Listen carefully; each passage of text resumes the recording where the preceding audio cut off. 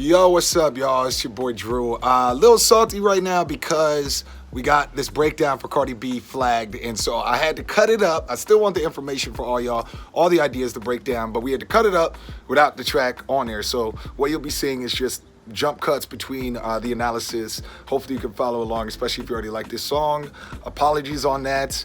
Let me know if the editing is a little weird, if there's a way to, we just only need to do songs we can't flag, or is it still helpful? You know what I mean? Like, are you able to follow along, especially if you know the song? But let me know. Apologies about the weird editing, but they flagged it, so I want to get the information out there, but they flagged the homies. So come on, Bartier Cardi, you know what I'm saying? Show some love. Don't flag me down. See you on the other side. All right, what's up, world? It's your boy, Drew Marcy, rap coach extraordinaire. How to Rap Drew, Almighty Bass Drew. What's going on? Today we're analyzing Cardi B's Bartier Cardi. Now, or Bartier, let me say it with some bouginess. All right, so this is a video where we're going to break down a little bit of how she is able to have such an active chorus, kind of a wordy chorus, but still make it very catchy, very memorable. I think that she kind of replaces the catchiness that would normally be in sort of a more simple chorus and puts that in the verse. So we're going to break this down. It's not one of those videos where you're supposed to come up in the comment box and be like, well, she has ghostwriters and I don't know who. They're like, bro, if that's what you're here to do, if you come in to slide in and hate, then just move on to the next one, because what we're doing here is we're analyzing the song structures and the way that you construct the environment of a track. As we like to say, a song is an environment, the way you construct it in a positive and sort of eye-opening way. So a lot of the stuff we cover here is going to be unexpected, well-done songwriting, and I think that that is the case here, no matter who wrote how much, when, whatever. I am a big Cardi B fan, as is Denzel Washington, by the way. I recently saw that. Shout out to Denzel and Cardi for getting that cosign. That's a big one. That's a big one. But we're going to break this down, and we'll talk a little bit about 21, all that. I really like this song. I remember the first time I heard it, I was like, damn. Like, there was that moment where we had the Bodak Yellow, and I was like, she needs another one. And this is pre the album, before the album was a big hit as well. I'm a super supporter of her. I think she's an infinite talent as an entertainer, outside of just the fact she can rap. So let's get into this. Bartier Cardi. One thing I do like about this beat, just a note, I think it's got that cool kind of, I don't even know what instrument that joint is. Maybe like a organ or something like that with a little effect. But I like how New York it feels. It reminds me of those old like Fab records, like the DJ Kane era, the DJ Clue era, or Paul Kane, sorry, DJ Clue era, where they always had those weird little like notes. And it's got a New York energy to it, but it's got the trap drums, and she handles it on a trap way, which is just, you know, given who she is, who she's aligned with, and given that she is basically Queen of New York at this very moment. Sorry, Nikki. You know, it's just a nice little touch. Modernness with the throwback for us East Coasters. All right, so we start with this very wordy kind of chorus, but when it drops, it almost feels like the verse. And this one really interesting thing about this track is, how do I write a chorus that feels like a verse or more bars, but still keep it somewhat catchy? And the way I see it, the way she does this, is the second half of the chorus, the offset, she kind of brings the catchiness on second half of the chorus. And as you probably know with our recent breakdowns, and maybe I'm discovering this about myself, big fan of two-part choruses, meaning choruses that have one section and then another completely different section to make it stick more. So one thing she's doing is having a wordy first half of the chorus, but then simplifying it on the second one. And she takes that even further in the verse, as we'll see in a second. All right, so this like that little, like that offbeat, that's going to be going throughout the entire song, and I believe that's a way to retain the catchiness, because as you'll hear in a second, the Cardi, and then of course, so she's using that offbeat, you know, that last thing, which is the A flow of this generation, but she's using that as a way to always come back to something that I can nod on or that people can dance to. And I find this to be a very good song for people to do those cool dance things you see and all that. All right, so let's talk about this for a second. Now, first, me and my boy had this long conversation the other day about, you know what they need to do more again is rappers need to have more theme songs that are just for them. Like, we're thinking about, like, back in the day in our sort of generation, man, there was rappers would have number one hits, or at least like top 10 hits, that were all about themselves or just things you would sing along to with their name. H to the Izzo, V to the Izzy, #1 record, and it's a song about Jay-Z. Like you have Jay-Z chanting his name. Fabulous, Fabolous. Not Nas I think has a couple like sort of Nas records. I just remember the days in which rappers would have these tracks that it's a theme song for themselves. It's brilliant marketing, and I wish people would bring it back more often. Maybe it's a relic of the past. I think that Kanye does it a little bit, even if there's not like a song that's called Kanye. I guess he has missed the old Kanye, but he's always constantly saying his own name and different versions of it. And this is a marketing tactic. This is a marketing tactic.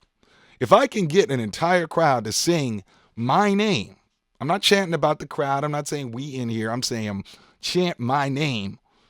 Trust me, somebody going to be buying the record. Somebody going to be wearing the clothes. Somebody going to be watching the advertising campaign. So this is the first tactic she's using that's really brilliant. And I do wish more rappers would kind of bring that back.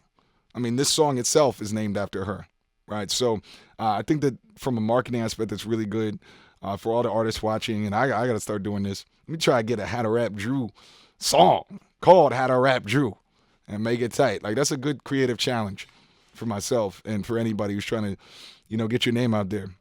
Can you write your own personal theme song and make it hot enough people want to sing along to it? So there's that.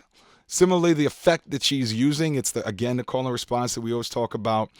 She throws in those doubles, those triples, Cardi, to make it sound like something a crowd is supposed to chant. It sounds like a chant.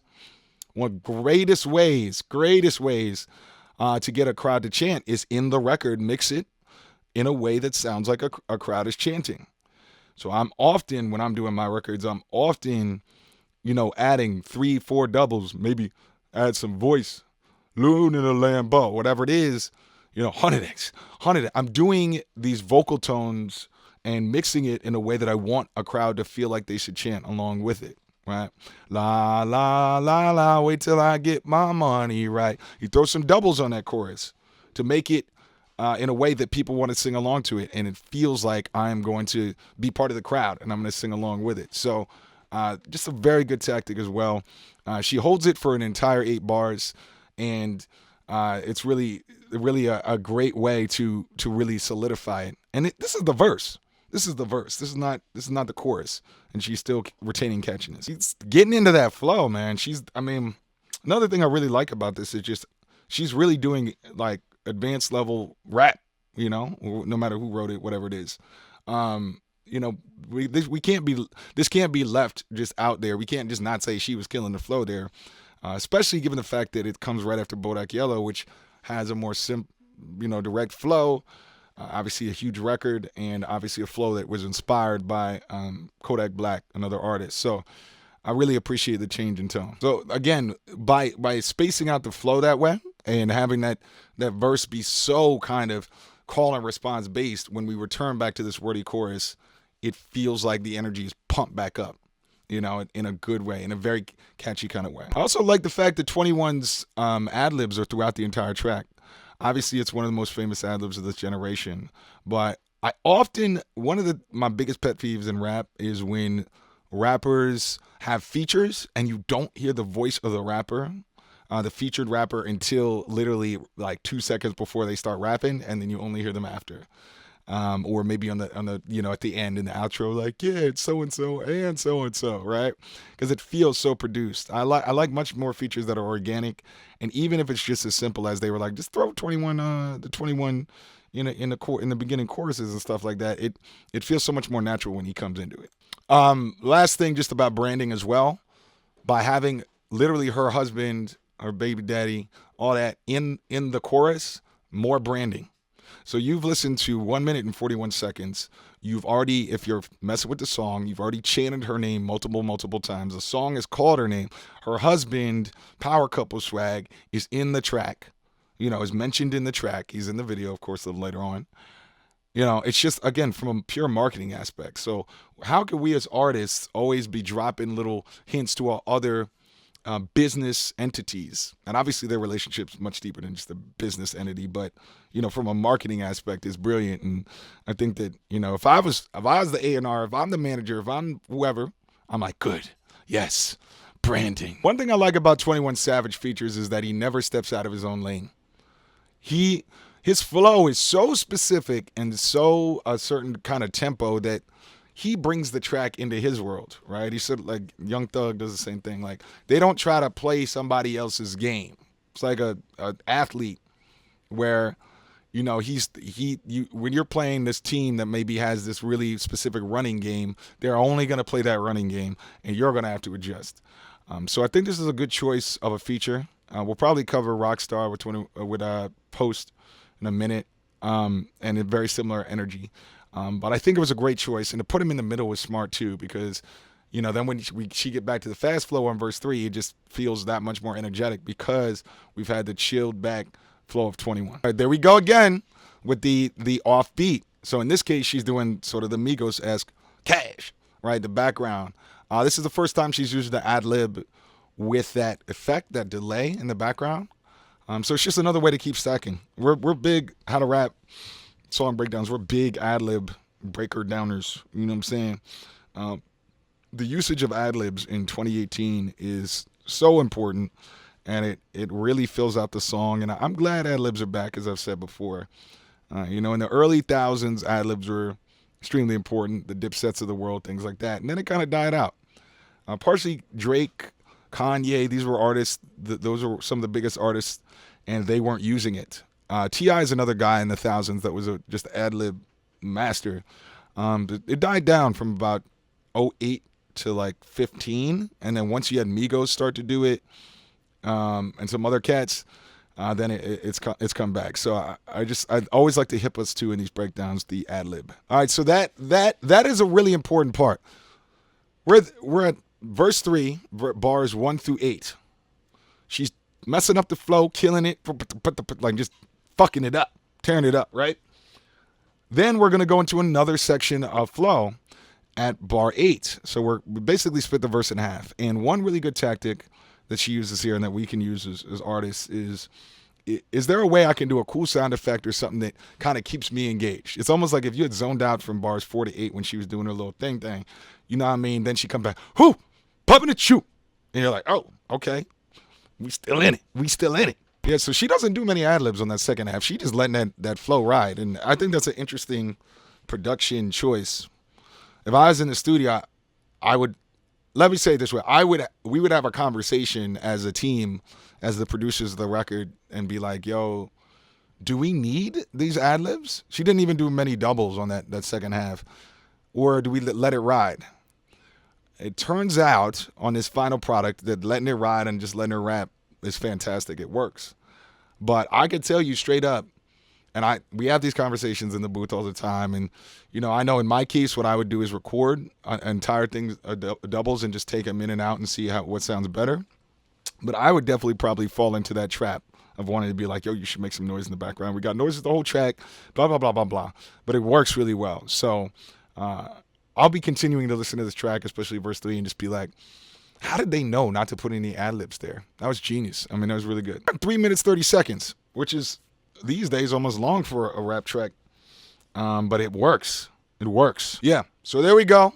There we have it. Bartier Cardi. Great song. Goes hard.